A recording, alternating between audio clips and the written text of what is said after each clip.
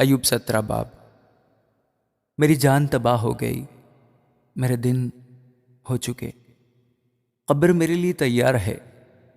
یقیناً ہنسی اڑانے والے میرے ساتھ ساتھ ہیں، اور میری آنکھ ان کی چھیڑ چھاڑ پر لگی رہتی ہے۔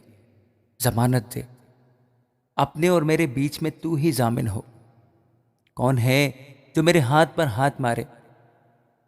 کیونکہ تو نے ان کے دل کو سمجھ سے روکا ہے، اس لیے تو ان کو سرفراز نہ کرے گا۔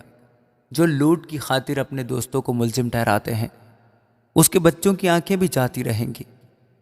اس نے مجھے لوگوں کے لیے ضرب المثل بنا دیا، اور میں ایسا ہو گیا کہ لوگ میرے منہ پر تھوکیں۔ میری آنکھ غم کے مارے دھندلا گئی، اور میرے سب اعضاء پرچھائیں کے مانند ہیں۔ راست باز آدمی اس بات سے حیران ہوں گے، اور معصوم آدمی بے خدا لوگوں کے خلاف جوش میں آئے گا۔ تو بھی صادق اپنی راہ میں ثابت قدم رہے گا، اور جس کے ہاتھ صاف ہیں وہ زوراور ہی ہوتا جائے گا۔